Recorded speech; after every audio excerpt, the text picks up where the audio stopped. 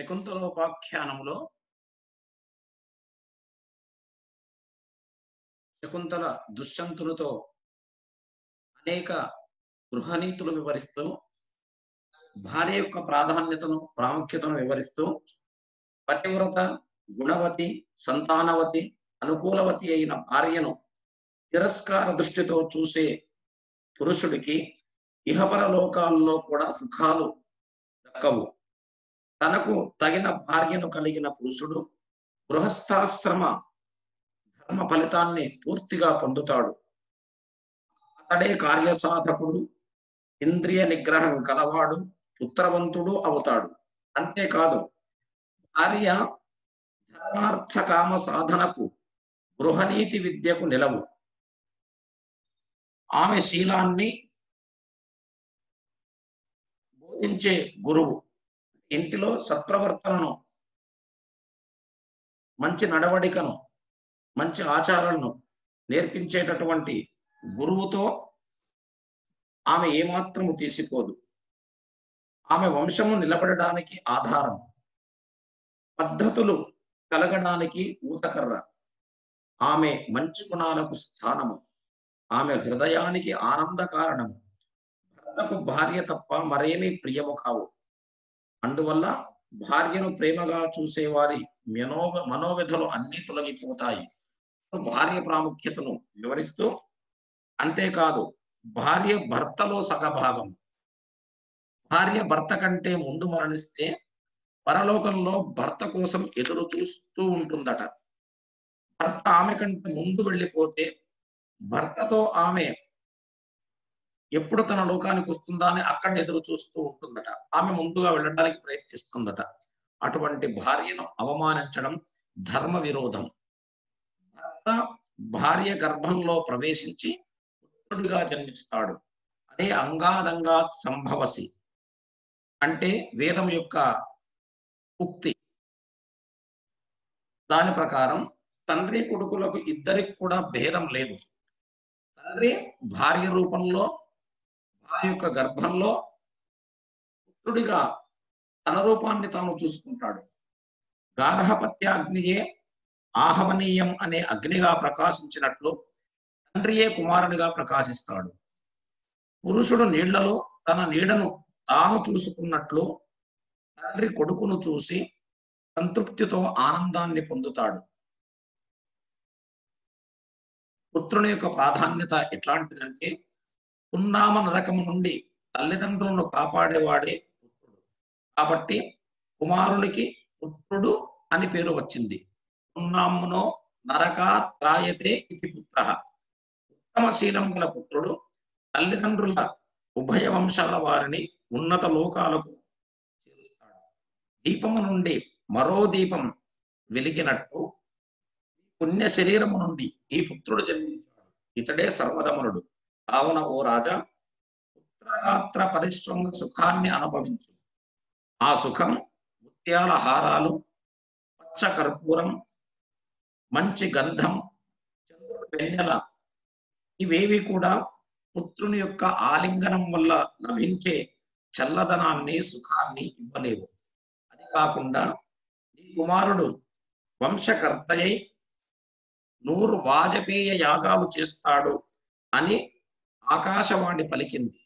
ఆ ఆకాశవాణిని మునులు, ఋషులు, వేదవేత్తలు కూడా విన్నారు. గొప్ప గుణవంతుడు, వంశ విస్తారకుడు అయిన పుత్రుడిని అకారణంగా కారణం నీకు తగదు అని తెలుపుతూ, సత్యవాక్యం యొక్క ప్రాధాన్యత ఎంత గొప్పగా ఉంటుందో చక్కగా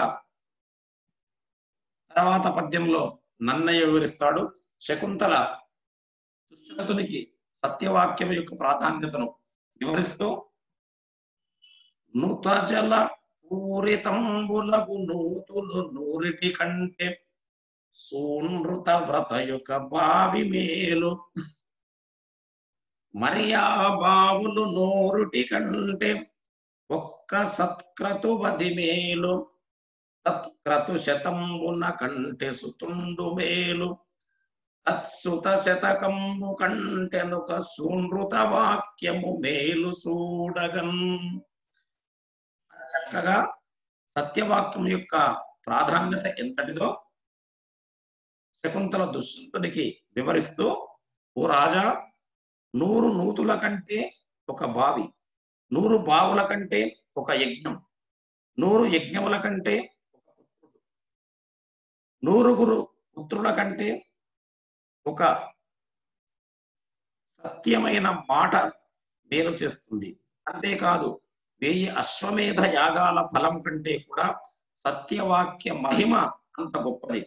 సకల తీర్థ సేవ, సమస్త వేదాధ్యయనము కూడా సత్యంతో సమానం కావు అని ఋషులు చెప్పారు.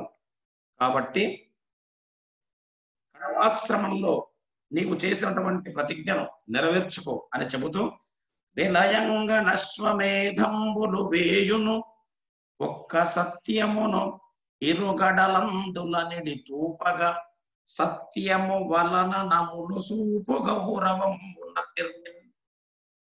1000 అశ్వమేధ యాగముల యొక్క ఫలితాన్ని ఒక త్రాచులో ఒకవైపు నిక్షిప్తం చేసి మరొక వైపు ఒక సత్యవాక్యం యొక్క ఫలితాన్ని నిక్షిప్తం చేస్తే ఆ త్రాచు సత్యవాక్యం వైపే మగ్గు చూపుతుంది. కనుక అంత గొప్పది సత్యమైన వాక్యం. సర్వతీర్థాభిగమనము సర్వవేద సమధిగమము సత్యంబుతో సరియుగావు ఎరుగు మెల్ల ధర్మంబులకెందు పెద్దయన్రు సత్యంబు ధర్మజ్ఞులైన మునులు. సత్యము ఎంత గొప్పది అంటే సర్వతీర్థాభిగమనము, అనేక తీర్థములు, క్షేత్రములు, గంగా, యమున, తుంగభద్ర, వేణుక ఇత్యాది, కృష్ణవేణి, మలాపహారిణి, కావేరి, కపిల, కౌండిని, కృతమాల, విశాల, తాపిని ఇలాంటి పుణ్య నదీ నదులలో స్నానం చేస్తే లభించేటటువంటి ఫలితం,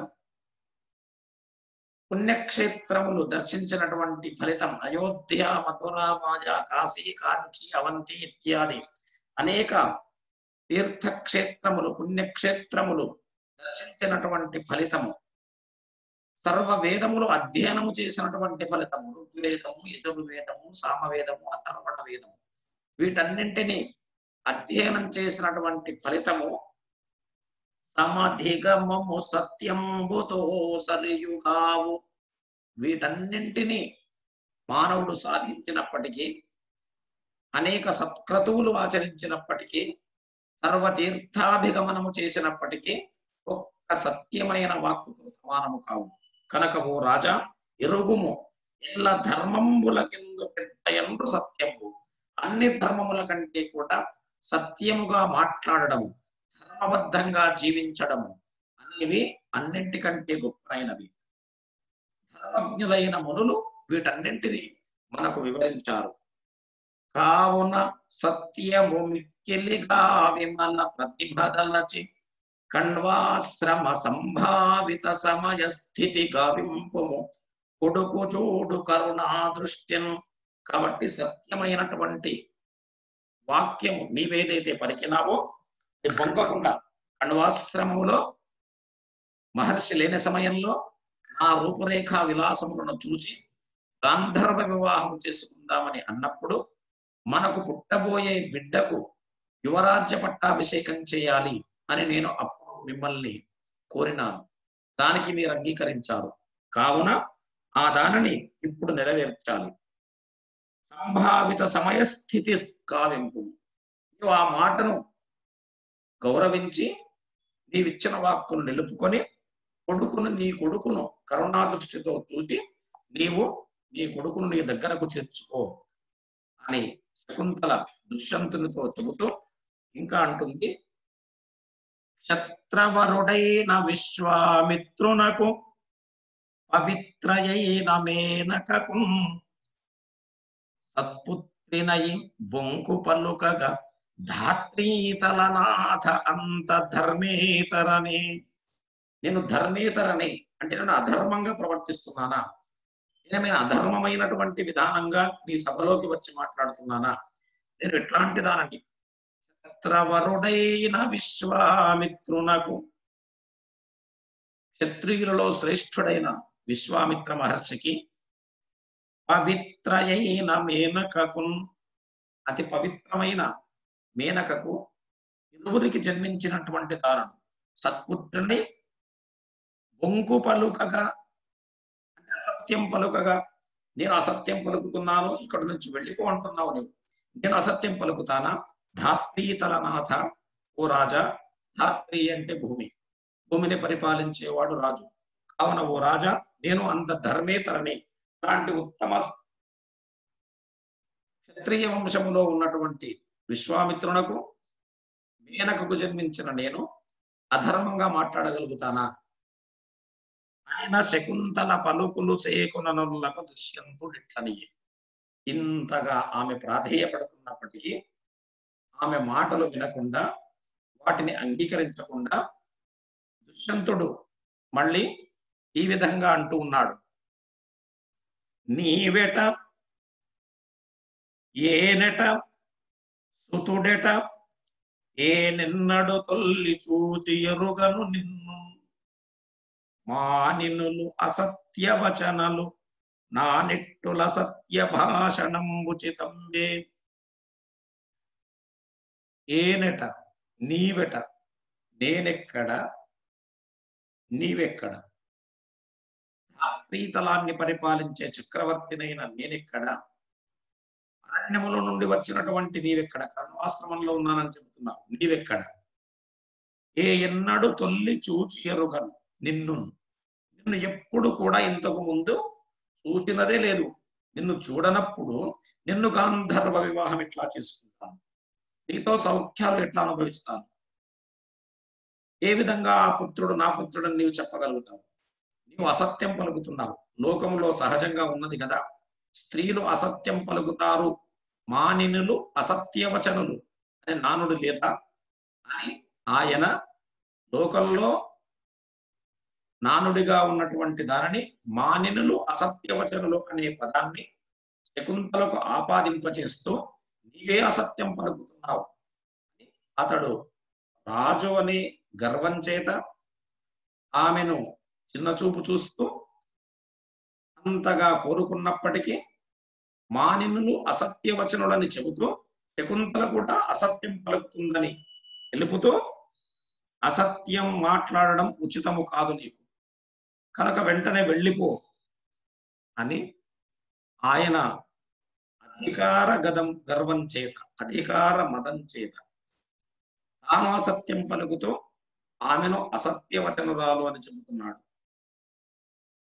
పొడవున ప్రాయంబున గడు కడిది బలంబునను చూడక, అసదృశుని కొడుకని ఈతని నింతయు నెడమడుగక చూపదిత్తే ఎందరు నగగన్. వీడు ఏమైనా నా పోలికలు కలిగి ఉన్నాడా? పొడవున ప్రాయంబున, వయస్సులో పొడవులో అన్నింటిలో ఏ విధంగా చూసినా ఇతడు అసదృశుడు.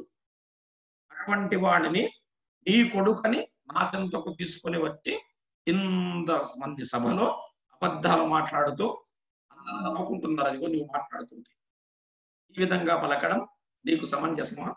ఇది సముచితంగా ఉన్నదా అని తాను అబద్ధము మాట్లాడుతూ ఆమెనే అబద్ధం మాట్లాడుతున్నది అనే విధంగా అక్కడ సభాసదులందరినీ కూడా నమ్మిస్తూ ఉన్నాడు ఆ దుష్యంతుడు. లోక విరుద్ధంబులకే మూడుదు, మయుక్తంబులైన పలుకులు పలుకక నీ ఆశ్రమంబునకు పొమ్ము అనిన శకుంతల అత్యంత సంతాపితాంతఃకరణయై. ఇక లోక విరుద్ధములైన మాటలు మాట్లాడకు, నీవు పలికినటువంటి పలుకులకు క్షమాపణలు కోరి ఏమోడుచు మయుక్తంబులైన పలుకులు పలుక, యుక్తము కానటువంటి మాటలు పలుకకుండా, ఇంకా మాట్లాడకుండా వెంటనే నీ ఆశ్రమానికి వెళ్ళు.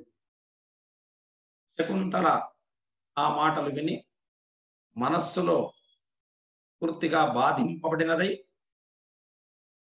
బాగా సంతాపాన్ని పొందుతూ తన యొక్క దురదృష్టాన్ని తన మనస్సులోని ఈ విధంగా అనుకుంటుంది.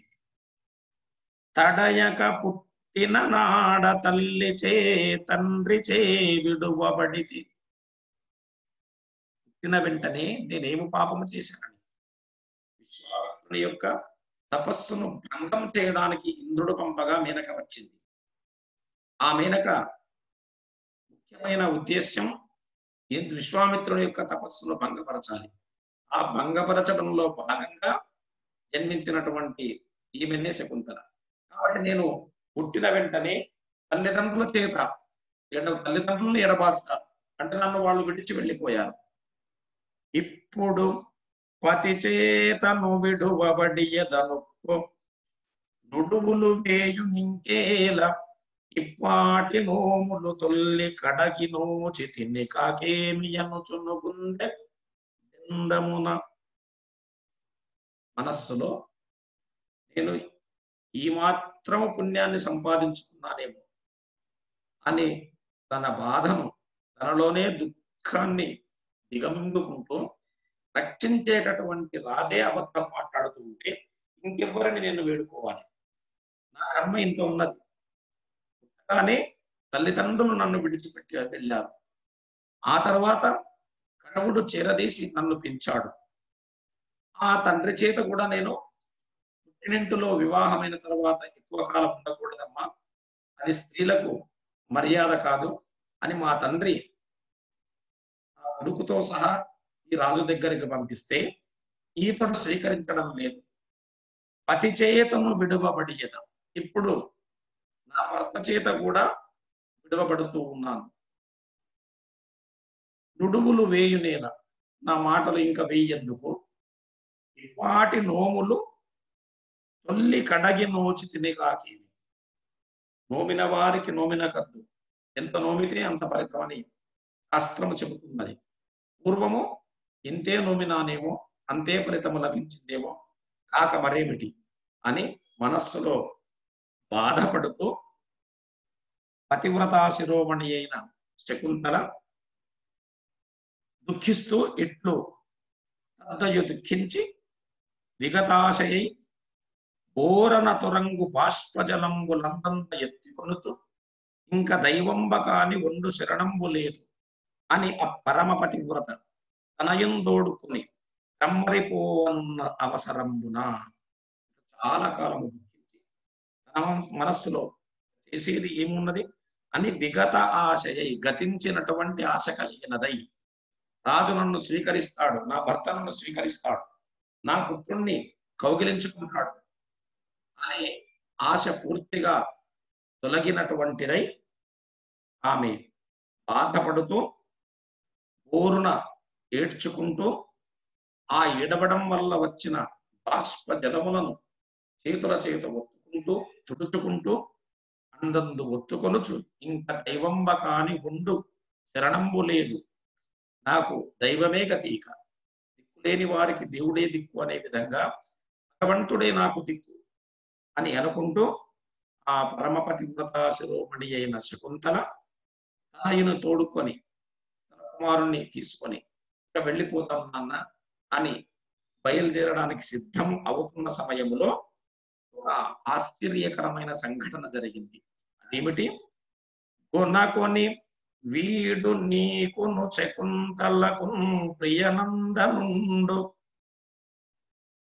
కొన్ని భరింపు మీతని శకుంతల సత్యము వల్కే సాధ్వి సద్వినుత మహాపతివ్రత వివేకముతో నని దివ్యవాణి దావినిచే ధరాధినాథునకు విస్మయమండగత సభాసదులు.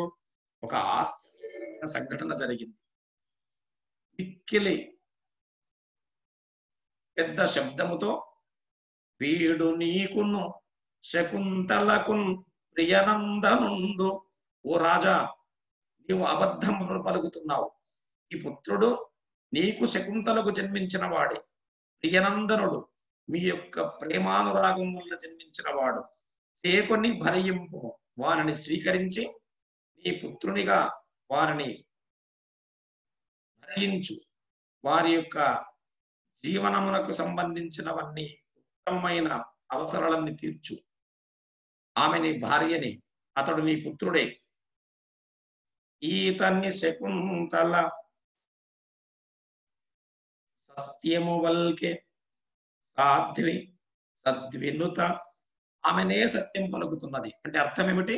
నీవు అబద్ధం మాట్లాడుతున్నావు, ఆకాశవాణి బిగ్గరగా పలుకుతున్నది. ఆమె సాధ్వి సద్వినుత, మహాపతివ్రత, ఆమె మహాపతివ్రత శిరోమణి, మంచి గుణములకు నిలయమైనది, సత్శీల అని దివ్యవాణి తావినిచి, ఆకాశవాణి నుంచి దివ్యమైన వాణి, కనిపించకుండా ఉండి వాక్కు ద్వారా సందేశాన్ని అందించే దివ్య వాణి ఒకటి ధరాధినాథునకు విస్మయమందగా, ఆ ధరాది రాజుకు వినపడింది, రాజుకు పలికింది. ఎట్లా?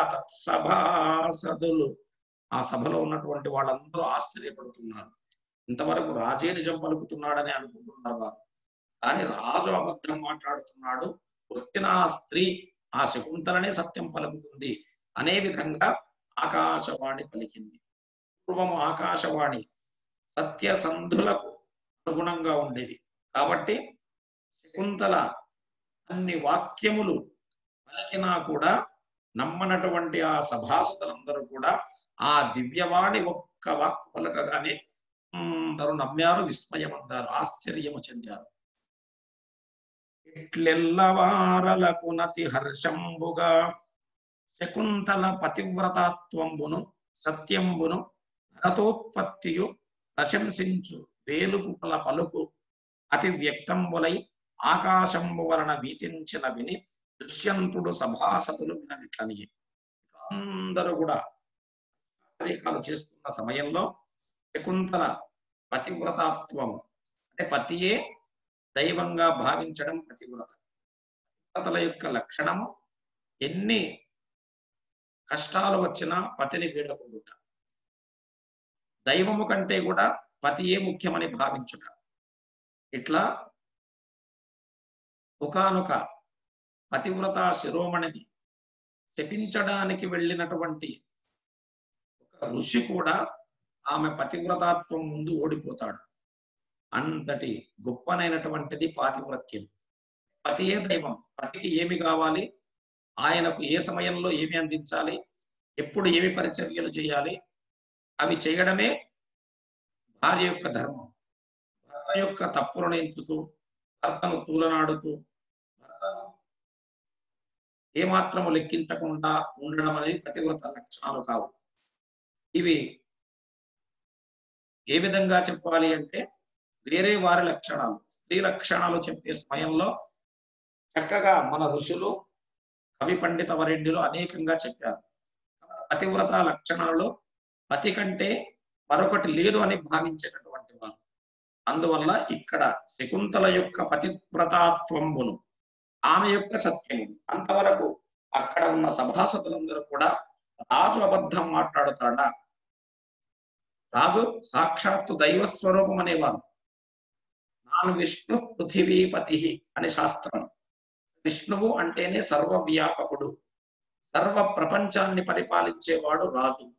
అందువల్ల పూర్వము రాజును కూడా భగవంతునితో కొలిచేవారు. అలాంటి భగవంతుని స్వరూపంలో ఉన్న రాజు అసత్యం పలుకడు కదా అని అనుకున్నవారు ఒక్కసారిగా ఆకాశవాణి యొక్క పలుకులు విని ఆశ్చర్యం చెందారు. ఈమె సత్యం పలుకుతుంది అని వారు చెప్పారు. సత్యంబును భరతోత్పత్తి, సర్వదమునికి మరొక పేరు భరతుడు అని పేరు. సర్వదమనుడు అంటే అన్నింటినీ కూడా జయించినటువంటి వాడు, ఇంద్రియములను జయించిన వాడు, అలాంటి వాడు సర్వదమనుడు. ఇంకా బాహ్యంలో ఉన్నటువంటి అనేక విషయాల్ని కూడా జయించేవాడు.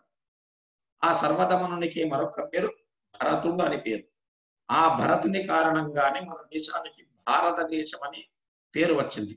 అందుకే భరతుడు పరిపాలించిన భారతదేశం అన్నది అని ఒక చక్కని పాట కూడా ఉన్నది.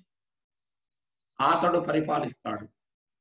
దుష్యంతుడు యువరాజ్య పట్టాభిషేకం చేసిన పిమ్మట అదిగో ఆ విధంగా భరతోత్పత్తియు అన్నింటినీ ప్రశంసిస్తూ అక్కడ ఉన్న సభాసదులందరూ కూడా ఆనందాన్ని వ్యక్తం చేశారు.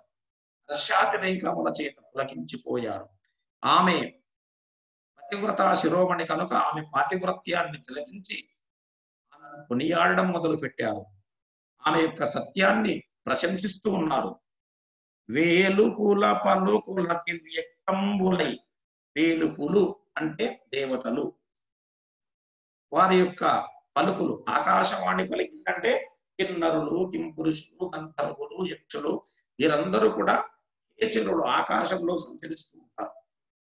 అందువల్ల మనము అప్పుడప్పుడు పలికే పలుకులు కూడా పలకరానివి పలికితే వారు తథాస్తు అని అంటుంటారనే మనం పెద్దల చేత వింటూ ఉన్నాం, పెద్దల మాటలు చెప్తూ ఉంటారు. కాబట్టి ఎల్లవేళలా సత్యమే పలకాలి అని మన పూర్వులు చెప్పారు మనకు.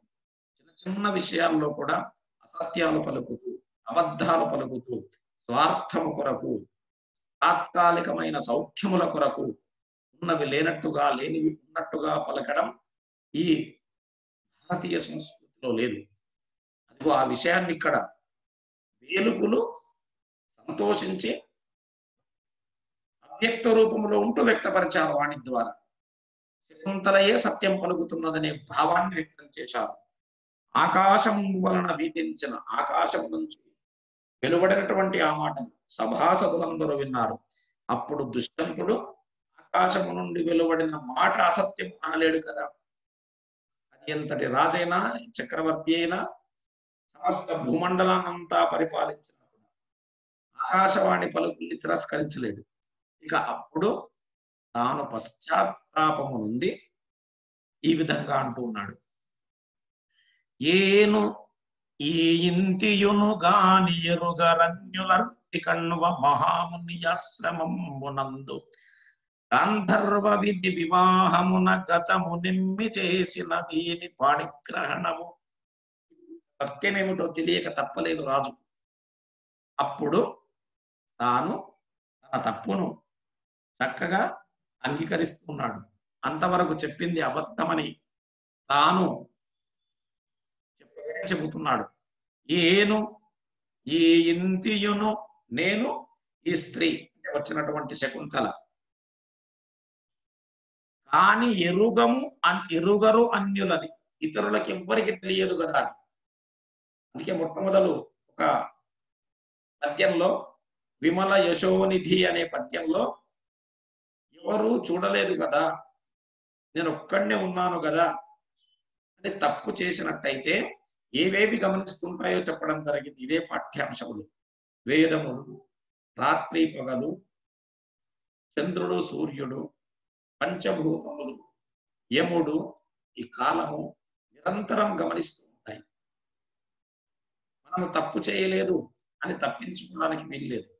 కనుక ఎవరైనా కూడా ఇక్కడ ఒకవేళ తప్పించుకున్నా అక్కడ తప్పించుకోలేదు అని ఒక వాక్యం ఉన్నది. తాను మానవుడు మంచి సత్కర్తవులు, సత్కార్యములు చేసి పొందిన ఫలితము పుణ్యము వెంటనే ఉంటుంది. లేదా చెడు కార్యములు చేసి చెడు మాటలు మాట్లాడితే దాని పాప ఫలితము కూడా అతడే పొందుతాడు. వాటిని స్వీకరించాలి. అదిగో ఇక్కడ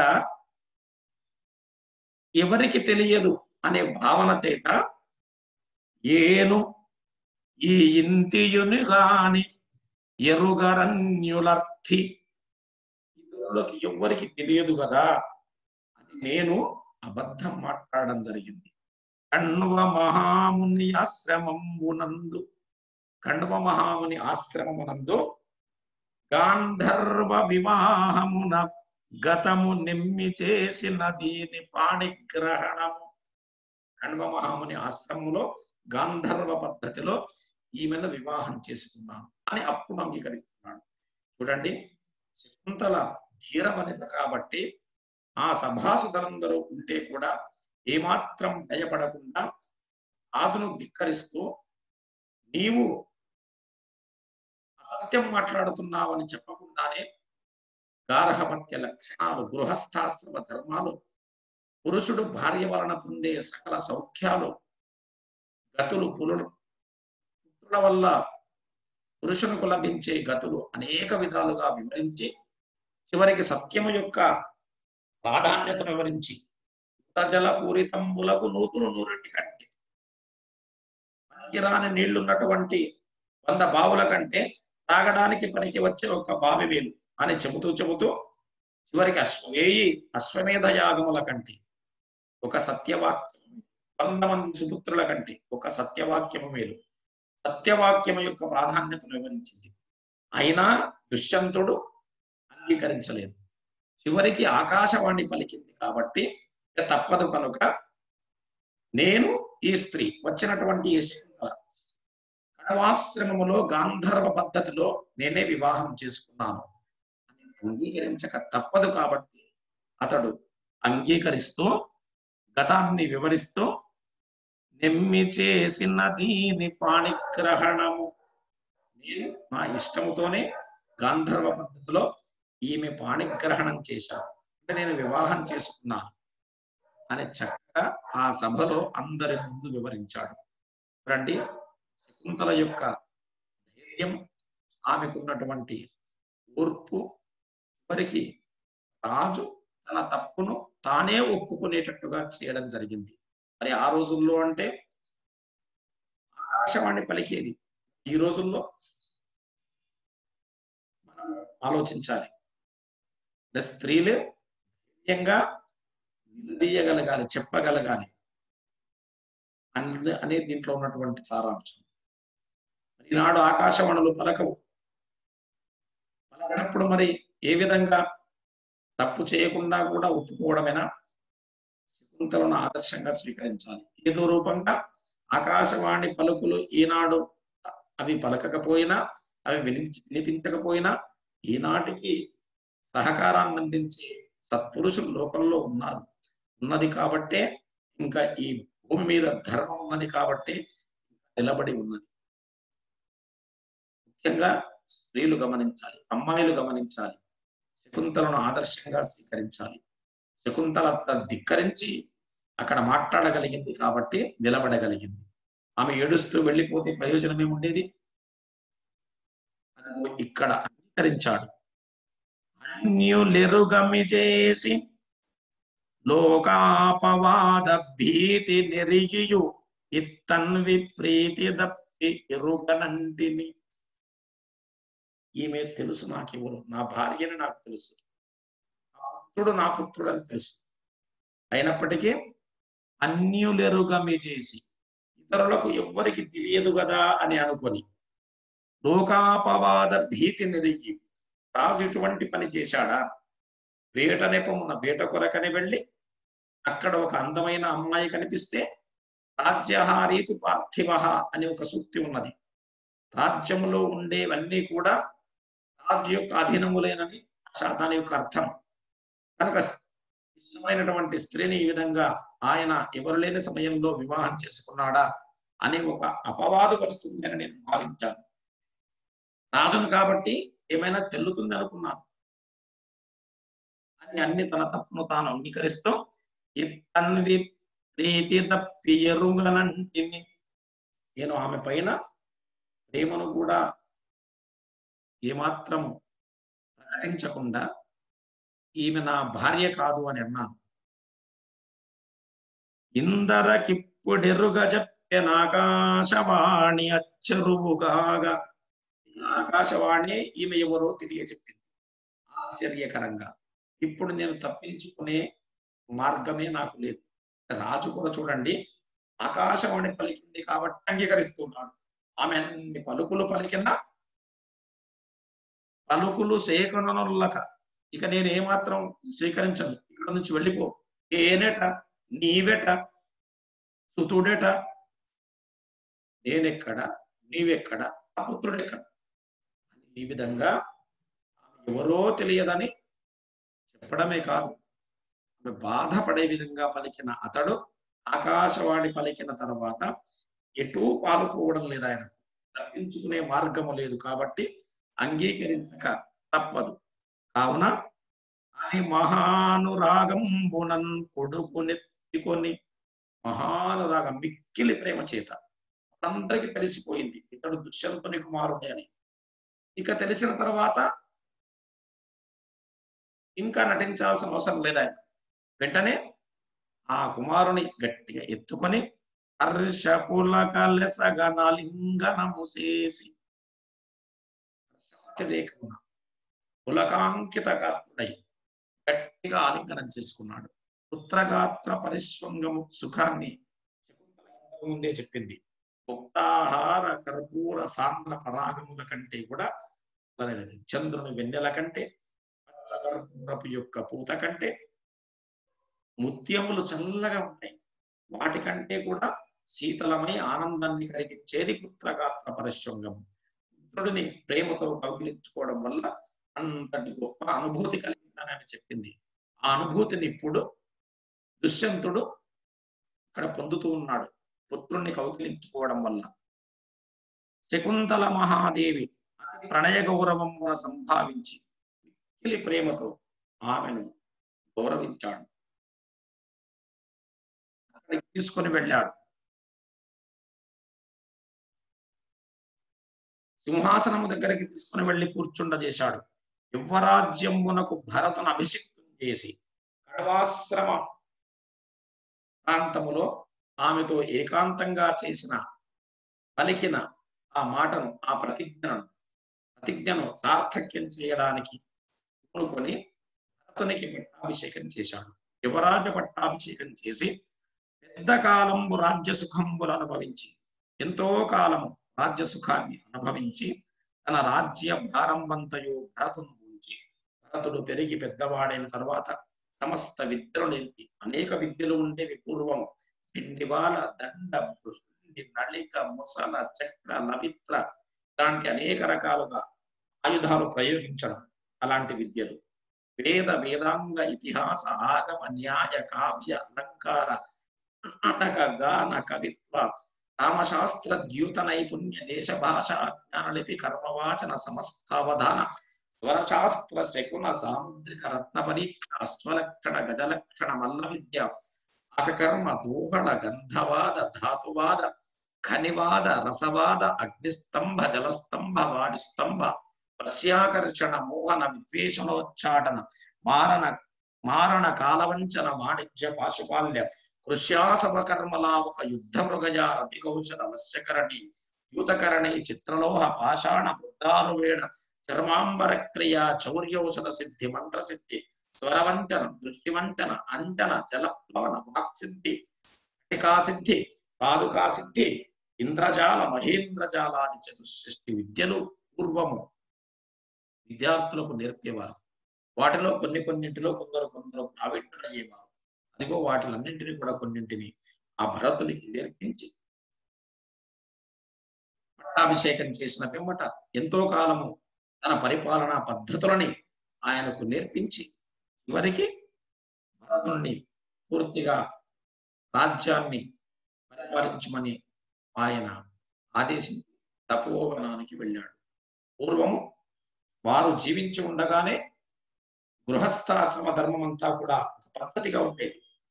శైశవేభ్యస్త విద్యానాం యవ్వనే విషయైషిణాం వార్ధకే మునివృత్తీనాం యోగేనాంతే తనుత్యజాం అని శాస్త్రం. శైశవంలో విద్యాభ్యాసం చేయాలి, యవ్వనంలో గృహస్థాశ్రమ ధర్మాన్ని స్వీకరించాలి, అంటే వివాహం చేసుకోవాలి. వార్ధకే మునివృత్తీనాం, వార్ధక్యం రాగానే మునిలాగా ఉండాలి, మౌనంగా ఉండాలి, నామస్మరణ చేసుకుంటూ ఉండాలి.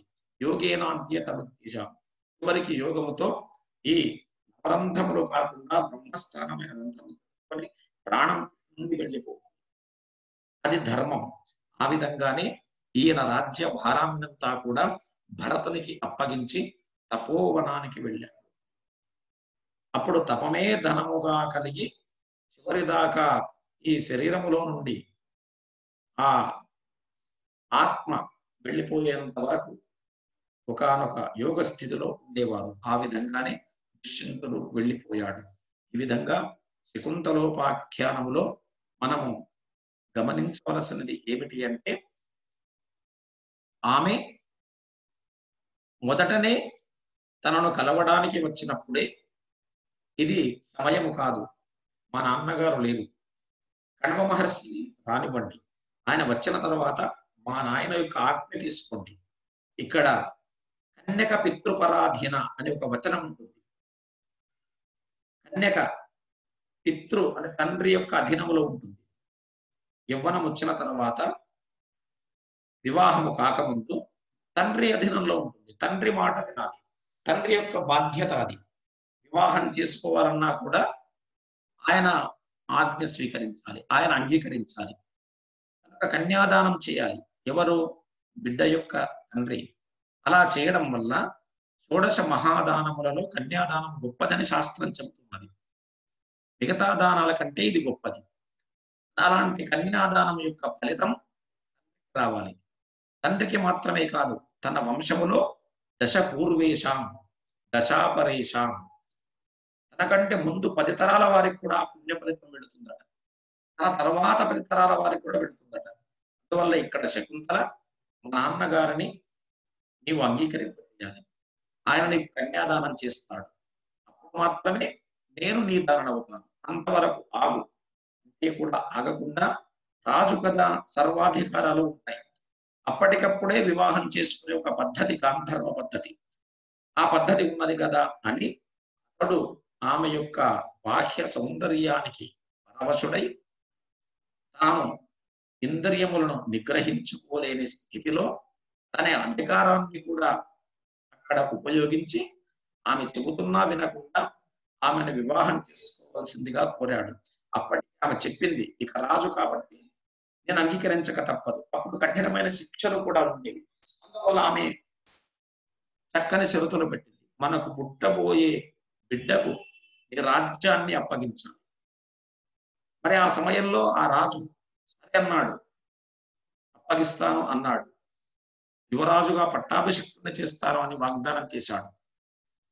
ఆ వాగ్దానం చేసి వెళ్ళిపోయిన తర్వాత ఈ విషయమంతా కూడా దివ్య దృష్టితో కణ్వ మహర్షికి తెలిసింది. ఆయన ఆ పిల్లవాడు కొంతకాలం పెరిగిన పిమ్మట ఇక్కడ ఒక చక్కని నీతి, వివాహమైన తర్వాత స్త్రీలకు మెట్టినిల్లే ప్రాధాన్యం. ఆమెతో అంటాడు, వివాహమైన స్త్రీలకు భర్త ఇల్లే నీకు సౌఖ్యమమ్మా, ఇక్కడ ఉండుట శ్రేయస్కరం కాదు. ఇది చాలా ముఖ్యమైన అంశం. భర్త ఇంటిలోనే ఉండాలి, భర్తతోనే నీ యొక్క జీవనం అనే చక్కని విషయాన్ని చెప్పి పుత్రునితో సహా ఆమెను పంపిస్తాడు. ఇప్పుడు మనం గమనించవలసినటువంటి విషయం ఏమిటంటే, సనాతన ధర్మంలో లేదా ఈనాటికి ఉపయోగించే ధర్మంలో ధర్మము అంటే ఆచరించడం, ఎవరి ధర్మాన్ని వారు ఆచరించడం అంటే ఎవరి కర్తవ్యాన్ని వారు చేయడం. తమ తమ కర్తవ్యాలను వీడి తద్విరుద్ధంగా అధిక జ్ఞానం ఉన్నది కదా అని పలుకుతూ చేయకూడనటువంటిది, ఏ ఏ సమయంలో ఏవి చేయకూడదు, ఏ ఏ సమయాలలో ఏవి చేయాలి మన పూర్వులు మనకు చక్కగా వివరించారు. మరి అలా చేస్తున్నంత వరకు ధర్మం పరిడవిల్లుతూనే ఉంటుంది. ఇక్కడ శకుంతలను ఆ విధంగా పంపిన తర్వాత మహర్షి ఏదైతే చెప్పాడో అది దృష్టిలో పెట్టుకొని శకుంతల అవమానాన్ని భరించింది. ఆ సభలో నిండు సభ, ఈమెకు సహాయంగా పెద్దవారెవరు లేరు. కొడుక చిన్నవాడు, రాజు అధికారం కలిగిన వాడు, అందరూ ఆయన మాటలు వింటారు. సమస్త సైన్యం అతని అధీనంలో ఉంటుంది, మంత్రులందరూ అతని ఆజ్ఞని పరిపాలిస్తారు.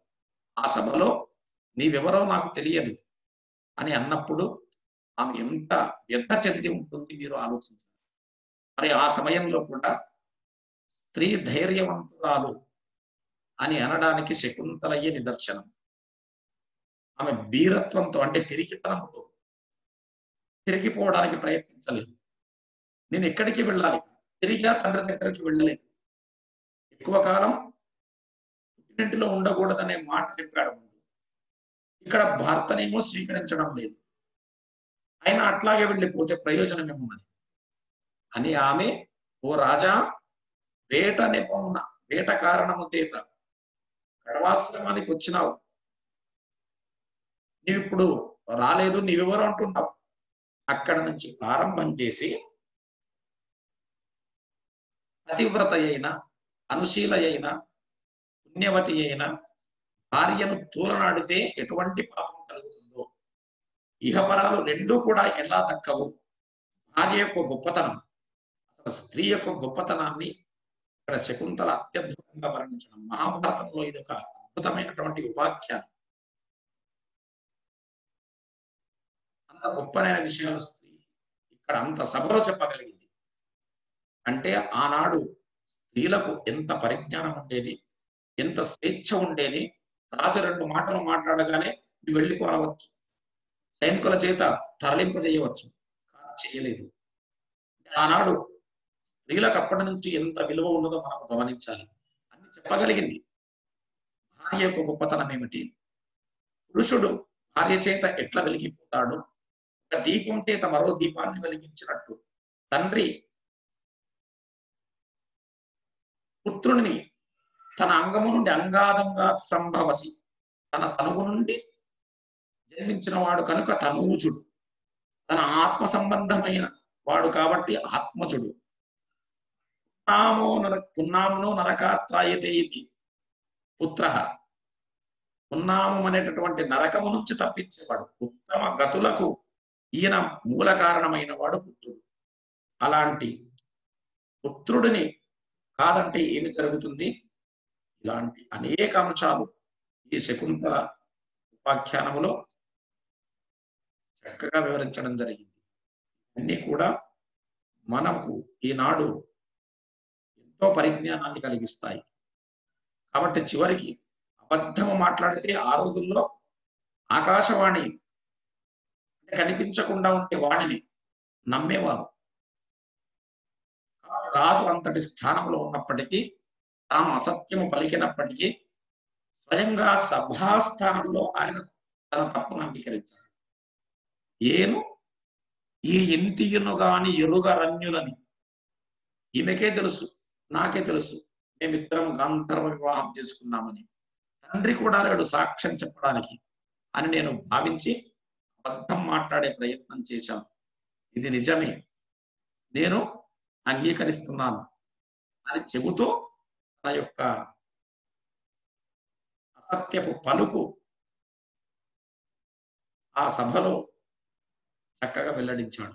ఆకాశవాణి పలికింది కదా, మార్గం లేదు అని ఆ పిల్లవాడిని కౌగిలించుకుంటే ఎంతటి సౌఖ్యం లభిస్తుందో శకుంతలయ పాఠ్యాంశంలో వివరింపబడింది ముందు. అంతటి మహా ఆలింగనము చేత గొప్ప అనుభూతిని చెందాడు.